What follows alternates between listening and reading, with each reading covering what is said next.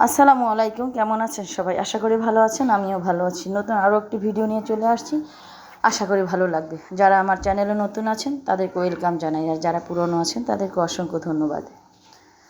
তো আজকে নতুন যে ভিডিওটি রেডি করেছি সেটা হলো পাউন্স কেক বানাবো, অর্থাৎ পন্স কেক বা স্পঞ্জ কেক, যে যা বলেন, যেটা নর্মালি আমরা সেলিব্রিটি কেক বলি। যেমন ম্যারেজ অ্যানিভার্সারি অথবা বার্থডে অথবা কোনো অনুষ্ঠানে যখন আমরা কেকগুলো কাটি, সেই রকম একটি কেক আজকে তৈরি করেছি। আশা করি আপনাদের ভালো লাগবে। যদি আমার চ্যানেলটি ভালো লাগে প্লিজ একটি লাইক দেবেন আর সাবস্ক্রাইব করে আমার পাশেই থাকবেন। তো স্পঞ্জ কেক বানানোর জন্য প্রথমে আমি 3টে ডিম নিয়ে নিয়েছি নর্মাল টেম্পারেচারে থাকার। ডিমগুলো অবশ্যই রুম টেম্পারেচারে থাকতে হবে। ফ্রিজে থাকলে আগে থেকে একটু বের করে রাখবেন, অথবা মনে না থাকলে সাথে সাথে বের করে 5 মিনিট পানির মধ্যে রেখে দিবেন, তাহলে নর্মাল হয়ে যাবে। যাই হোক, আমি ডিমগুলো ভেঙে নিয়ে নিয়েছি, সাথে আমার প্রয়োজন মতো সুগার নিয়ে নিয়েছি। কেউ সুগার বেশি খায় আবার কম খায়, এটা আপনাদের রুচির উপর ডিপেন্ড করে।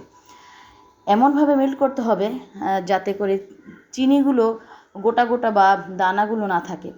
দানাগুলো থাকলে আপনার কেকের উপরে কিন্তু ভেসে উঠবে, তখন একদম ভীষণ বাজে লাগবে আর আঠালো আঠালো হবে। আমি আরও একটি ভিডিওতে আপনাদেরকে বলেছিলাম, জানি না সেটা দেখেছেন কি না। এভাবে করে ফ্লপি করে নেবেন। ফ্লপি না হলে কিন্তু বার্থডে কেক কিছুতেই হবে না, আর ভালো না হলে তো মন খারাপ হবেই এত পরিশ্রম করার পরেও। সাথে আমি ভ্যানিলা এসেন্স দিয়ে দিলাম, কেউ চকলেট এসেন্স দিতে পারেন, যার যেটা পছন্দ হয়। আর এখানে এই যে মেজারমেন্ট কাপ দিয়ে কতগুলো তেল দিয়ে দিলাম। আপনারা বানাতে বানাতে একসময় আপনাদের হাত চলে আসবে। অনেকে অনেক সময় মেজারমেন্টের কথা বলে, কিন্তু মেজারমেন্ট অনেক সময় কাজে আসে না। এটা বানাতে বানাতে নিজের একটা অভিজ্ঞতার উপর ডিপেন্ড করে। একদম ঘুটিয়ে নষ্ট করা যাবে না, সুন্দরভাবে আস্তে আস্তে করতে হবে। আপনি যদি পাউন্ড কেক বানান সেক্ষেত্রে যেমন ইচ্ছে তেমন করে মেশানো যায়, কিন্তু যদি আপনি সেলিব্রেট কেক বানান তাহলে আপনাকে এভাবে আস্তে আস্তে করে মিশাতে হবে। আচ্ছা, এ পর্যায়ে হয় কি, আপনি মিলাতে গেলে দেখবেন যে একটু শক্ত শক্ত হয়েছে। এ পর্যায়ে পানি কখনো মিশাবেন না। আমি একবার পানি মিশিয়ে একদম বাজে অবস্থা করে ফেলেছিলাম, যে একটু শক্ত শক্ত হয়েছে, আপনারা দেখতেই পাচ্ছেন। এ পর্যায়ে আপনারা লিকুইড দুধ অ্যাড করবেন। লিকুইড দুধ কাঁচাও অ্যাড করা যায়, আবার অনেকে আছে গরম করে ঠান্ডা করে নিতে হবে। কখনো গরম দুধ অ্যাড করতে যাবে না, তাহলে পরবর্তীতে কিন্তু আটাগুলো সিদ্ধ হয়ে আর কেক হবে না। এই যে এভাবে আস্তে আস্তে করে মেশাতে হবে। এমনভাবে মেশানো যাবে না যাতে কেকের ব্যাটার নষ্ট হয়ে যায়। বাটির চারপাশে যে ব্যাটারগুলো লেগে লেগে থাকবে ওগুলো এক জায়গায় করে ভালোভাবে মিশাবেন, নাহলে আবার পরে দেখা যায় বড় বড় বাবল থেকে যাবে কেকের মধ্যে, তখন দেখতে সুন্দর লাগবে না। আচ্ছা, একটু কথা বলা হয়নি, সেটা হলো যে অতিরিক্ত চকলেট এসেন্স অথবা ভ্যানিলা এসেন্স দিতে যাবেন না, তাহলে কিন্তু এটা তিতো হয়ে যাবে, কেক তখন খেতে পারবেন না, পুরোটাই একদম ফেলানো যাবে। তো প্রথম দিকে আমি এমনই করতাম, বেশি বেশি দিয়ে সব নষ্ট করে ফেলতাম, খাওয়া যেত না। তো আস্তে আস্তে বানাতে বানাতে আমি দেখলাম যে কতটুকু দিলে ঠিক হয়। তখন দেখা যায় মেজারমেন্ট কাপের একদম ছোট যে সাইজটি আছে ওটার একদম 1 চামচ কি 1.5 চামচ এরকম দিবেন। আর এই পর্যায়ে যে বাটিতে আমি তৈরি করব সেটা একটু তেল ব্রাশ করে নিয়েছি।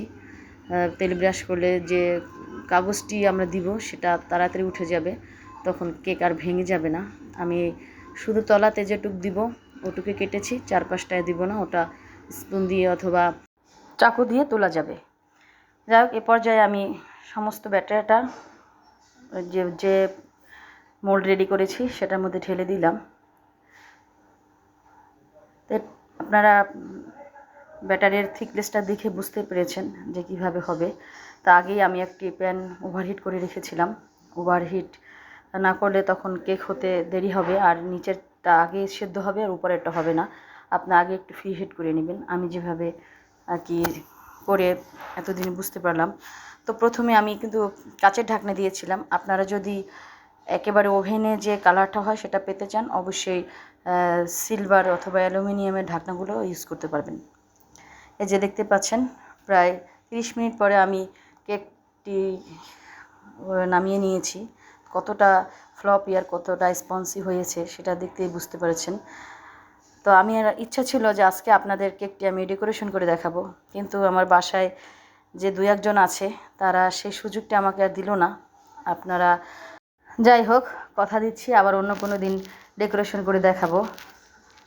তবে আজকের কেকটি বানিয়ে আমি কিন্তু ভীষণ স্যাটিসফাইড।